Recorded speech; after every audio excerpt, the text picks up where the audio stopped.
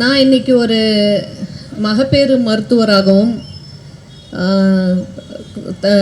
நம்ம திமுக மருத்துவ அணியில் மாநில துணை செயலாளராகவும் மற்றும் இந்த நடந்து முடிந்த சட்டமன்ற தேர்தலில் நின்ற தாம்பரம் தொகுதியோட ஒரு வேட்பாளராகவும் மற்றும் சோஷியல் லைஃப் பப்ளிக் லைஃப் இல்லாமல் சோஷியல் லைஃப்பில் மக்களோட இணைந்து பணியாற்ற பல்வேறு காரணங்களுக்கு பணியாற்றக்கூடிய ஒரு பெண்மணியாகவும் இன்றைக்கி நின்று பேசிகிட்ருக்கேன் இங்கே உங்ககிட்ட.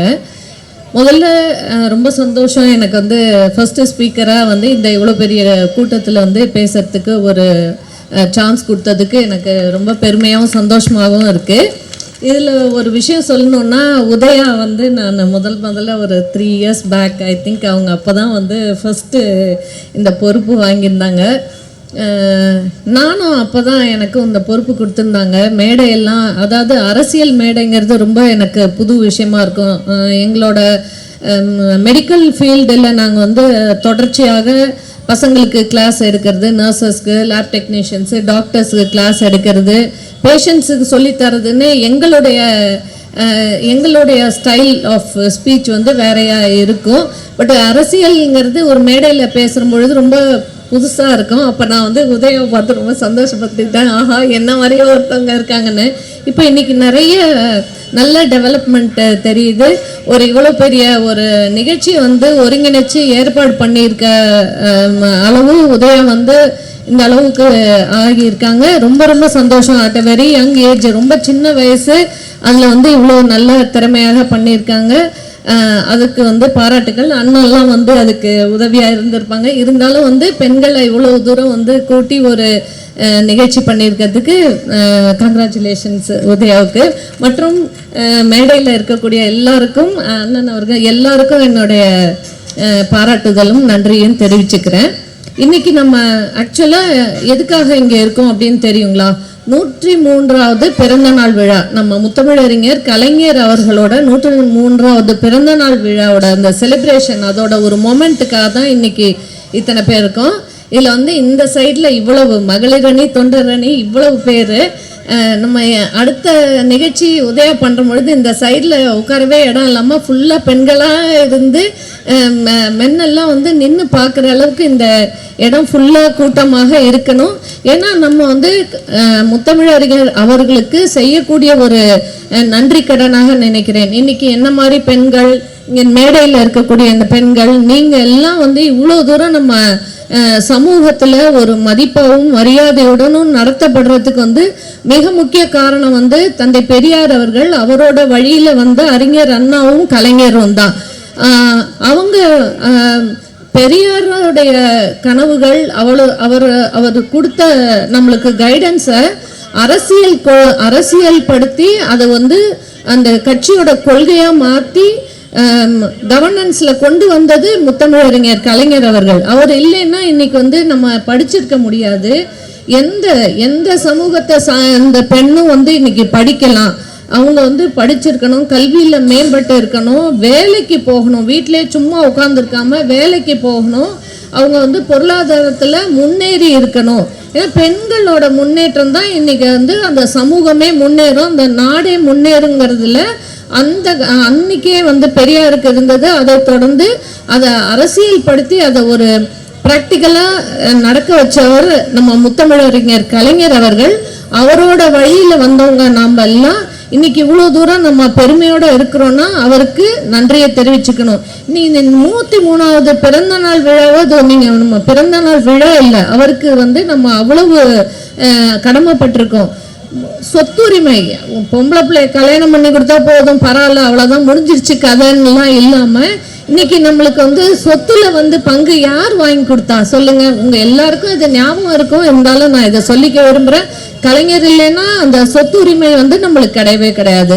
அதே மாதிரி பெண்கள் வந்து படிக்கிற போகிற இடத்துல அரசு கல்லூரிகளில் 30% இடஒதுக்கீடு வாங்கி கொடுத்தவரு முத்தமிழறிஞர் கலைஞர் அவர்கள். அதே மாதிரி உள்ளாட்சியில் இத்தனை பேர் இருப்பீங்க, இங்கே இருக்கீங்க, இங்கேயும் உட்கார்ந்துருப்பீங்க. உள்ளாட்சியில் 33% நம்மளுக்கு இடஒதுக்கீடு வாங்கி இன்னைக்கு எவ்வளவு பெண்கள், கிட்டத்தட்ட 10,000க்கும் மேற்பட்ட பெண்கள் வந்து முனிசிபல் கவுன்சிலர்ஸாக இருக்காங்க. முதல் பெண் மேயர் எல்லாம் வந்தது நம்ம ஆட்சியில் தான். இந்த மாதிரி பெண்களுக்காக பல விஷயங்கள் முத்தமிழறிஞர் கலைஞர் இதெல்லாம் ஈஸியாக வந்துடாதுங்க. ஈஸியாக நான் அதை பண்ணிடுவேன் இதை பண்ணிடுவேன்னு சொல்லிட்டு இன்னைக்கு வந்து எல்லாத்துக்கும் ஒரு சால்ஜாப்பு சொல்கிறாங்கல்ல, அதை மாதிரி இல்லை. சொன்னதையும் செய்வோம், சொல்லாததையும் செஞ்சது தான் நம்மளுடைய கழக அரசு. இது வரைக்கும் அந்த மாதிரி தான் நடந்திருக்கு. அதுக்கு நம்மளை இவ்வளோ தூரம் பெருமைப்படுத்திய கலைஞர் அவர்களுக்கான இந்த அவரோட பிறந்தநாள் விழா கூட்டத்துக்கு இவ்வளோ சிறப்பாக வந்திருக்கீங்க. இதெல்லாம் நம்ம ஞாபகம் வச்சுக்கணும். இன்னைக்கு நடக்கக்கூடிய ஆட்சியில் வந்து மாற்றம் வந்துருச்சுங்களா? வந்துருச்சா? எதிர்பார்த்த மாற்றம் வந்துருச்சா? என்னுடைய ப்ராக்டிஸ்லேயே வந்து கேட்பேன் பசங்க, நான் வந்து சின்ன வயசு பசங்களால் தான் இந்த மாதிரி நம்ம வெற்றி வாய்ப்பை இழந்தோம். நம்ம கழக அரசு இன்ஸ்பைட் ஆஃப் ஆல் இவ்வளவு சாதனைகள் திட்டங்கள்லாம் இருந்தாலும் நம்ம வெற்றி வாய்ப்பை இழந்தது இந்த பசங்க மட்டும் காரணமே இல்லை, பெண்களும் தான் காரணம். ஏன்னா யோசிக்கலை இல்லையா? மாற்றம் வேணும்னு என்னடா வந்துருச்சாடா மாற்றம்னு ஓபியில் வந்தால் கேட்பேன், என்னடா எதிர்பார்த்தீங்க மாற்றம்? என்ன மாற்றம்? இல்லை ஒரு மாற்றத்துக்காக தான் ஓட்டு போட்டேன் மேடம். இல்லைடா அதான்டா என்ன மாற்றம்? மாற்றத்துக்கு தான். ஸோ மாற்றத்துன்னா என்னன்னே தெரியாத, அரசியல் புரிதலே இல்லாத பெண்கள் பசங்க, ஈவன் லேடிஸ், ஒரு 1000 ரூபாய் நம்ம ஆரம்பிச்சிச்சோம், 1000 ரூபாய 2000 ரூபாய் நம்ம கொடுக்குறோம், ஆட்சிக்கு வந்துட்டான்னு சொன்னோம். உடனே எல்லாரும் 2000 4000 10,000ன்னு கூவி எல்லா கட்சிக்காரங்களும் நம்மளுடைய எலெக்ஷன் மேனிஃபெஸ்டோவை தான் இதை பண்ணுறோம் அதை பண்ணுறோம் நாங்கள் பண்ணிட்டாங்களா? 1 மாதம் ஆகுது, இன்னும் ஞாபகமே இல்லை. இப்போதைக்கு அவங்க அமைச்சர் கேட்டால் என்ன சொல்கிறாங்கன்னா 2500 ரூபா யோசிக்கணும், இப்போ கையில் நிதி இல்லை, நம்ம நிதி எவ்வளோ நம்மக்கிட்ட எவ்வளோ இருக்குது அப்படின்னு தெரிஞ்சு தான் இவங்க வந்து எலெக்ஷன் மேனிஃபெஸ்டோ பண்ணாங்க. 2500 ரூபா காசு தரேன்னு சொல்லியிருக்காங்க. வேலை வாய்ப்பு இல்லாத இளைஞர்களுக்கு வந்து 4000 ரூபா கொடுக்குறேன்னு சொல்லியிருக்காங்க. வயசானவங்களுக்கு 3000 ரூபா கொடுக்குறோன்னு சொல்லியிருந்தாங்க. அதுக்கப்புறம் 6 சிலிண்டர் கொடுக்குறோன்னு சொல்லியிருக்காங்க. இதெல்லாம் ஞாபகம் வச்சுக்கோங்க. இதெல்லாம் எல்லாருக்கும் தெரியும், ஆனால் உங்களுக்கு அப்பப்போ ஞாபகப்படுத்தணும். மறதி ஒன்று தான் இங்கே நம்மளோட தமிழர்களோட பிரச்சனை. நல்ல விஷயங்கள் எல்லாம் மறந்துடுவோம், என்ன நடக்காத விஷயத்தையும் சொன்ன வாக்குறுதிகளையும் மறந்துடுவோம். ஸோ நம்ம மறக்காமல் இருக்கணுங்கிறதுக்காக தான் இதெல்லாம் நீங்கள் கேள்வி கேட்கணும். 6 மாதம் டைம் கேட்டிருக்காங்க. நாங்கள் வந்து நாங்கள் இப்போ தான் கற்றுக்குறோம், கொஞ்சம் டைம் கொடுங்க, 6 மாதம் ஓகே கற்றுக்கலாம். 6 மாதம் போன உயிருக்கெல்லாம் கொடுக்க முடியுமா? நீங்களே சொல்லுங்கள்.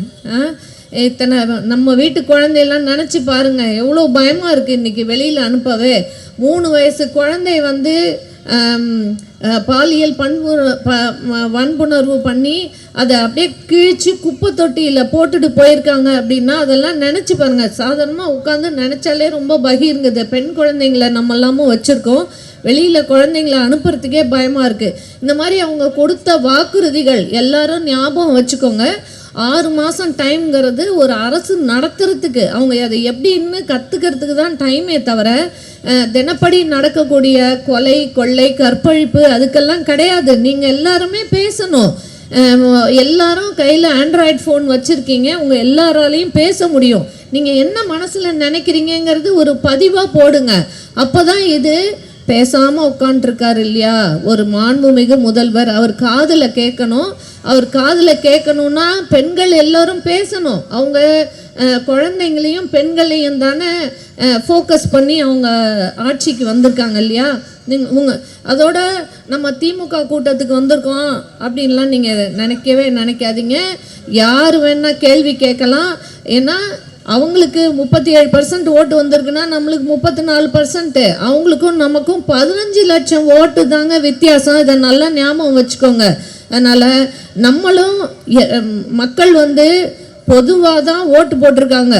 3 கட்சிகளுக்கும் ஓட்டு போட்டிருக்காங்க. அதில் இவங்க நம்மளோட 15 லட்சம் வாக்குகள் தான் அதிகமாக வாங்கியிருக்காங்க. அதனால் நம்ம இன்னைக்கு தோற்று போயிருக்கோம்னு சொல்லக்கூடாது, வெற்றி வாய்ப்பை இழந்து தான் போயிருக்கோம். வெற்றி, அடுத்த வெற்றி நம்ம கிட்டக்க தான் இருக்கு. ஒவ்வொரு பெண்ணும் இன்னைக்கு வந்திருக்க ஒவ்வொரு பெண்ணும் ஒரு சபதம் எடுத்துட்டு போகணும். நமக்கு கொடுத்த வாக்குறுதிகள் என்ன, அதை நிறைவேற்றுறாங்களா? நிறைவேற்றலைன்னா கண்டிப்பாக அவங்கவுங்க செல்ஃபோனை எடுங்க, பேசுங்க. நீங்கள் டெய்லி ஒரு நிமிஷம் பேசுங்க. அப்போ தான் அந்த முதல்வர் காதில் விழும். ஏன்னா ஆட்சிக்கு வந்துட்டாங்க, கண்டிப்பாக இதெல்லாம் அவங்க பண்ணி தான் ஆகணும். அதனால் இது நம்மளுக்கு சிலிண்டர் கொடுக்கறதோ, 2500 ரூபா கொடுக்கறதோ, தாய் மாமன் சீர் கொடுக்கறதுன்னு 1008 விஷயங்கள் சொல்லியிருக்காரு. அத்தனையும் அவர் கொடுக்க தான் வேண்டியிருக்கும். கொடுக்கலைன்னா நீங்கள் எல்லாருமே கேள்வி கேட்கணும். இதோட இன்னைக்கு சட்டசபையில் நடந்தது எல்லாம் பார்த்துருப்பீங்க. பெண்கள் எல்லாரும், நான் எல்லாத்தையும் ஒன்று கேட்குறது என்னென்னா, இப்போ எங்களை எடுத்துட்டிங்கன்னா மெடிக்கல் ப்ரொஃபஷன் பண்ணுறோம், கட்சி வேலை செய்கிறோம், இருந்தாலும் நாங்கள் ப்ராக்டிஸ் பண்ணுறோம், பிரசவங்களை பார்க்குறோம், வீடையும் பார்த்துக்குறோம். அந்த மாதிரி எல்லா பெண்களும் அரசியலுக்கு முன்னுக்கு வரணும். இதை தான் நம்ம கலைஞர் அவர்கள் எதிர்பார்த்ததே. எல்லா பெண்களும் படிக்கணும், வேலைக்கு போகணும், வீட்டில் இல்லாமல் வேலைக்கு போகணும், சமூகத்தில் பொருளாதார முன்னேற்றத்தில் இருக்கணும், எல்லாரும் அரசியலுக்கு வரணும். அதனால தான் 33% இடஒதுக்கீடு கொடுத்தாங்க. அதனால் தயவு செய்து தினப்படி நிகழ்வுகளை ஒரு 5 நிமிஷம் முடிஞ்சால் பேப்பர் படிங்க, இல்லைன்னா செல்ஃபோனில் சீரியல் பார்க்குற டைமில் கொஞ்சம் டைமை விட்டு ஒரு 5லேருந்து 10 நிமிஷம் அன்னன்னைக்கு என்ன நடக்குதுன்னு நியூஸ் கேளுங்க. அப்போ தான் உங்களுக்கு நடக்கக்கூடிய அராஜகமான அந்த அரசை பற்றி உங்களுக்கு புரிய வரும். 5 வருஷ காலம் எவ்வளவு நிம்மதியாக இருந்தோங்கிறது தெரிய வரும். அப்போ தான் கேள்வியும் கேட்க முடியும். வாய்ப்பு கொடுத்ததுக்கு நன்றி.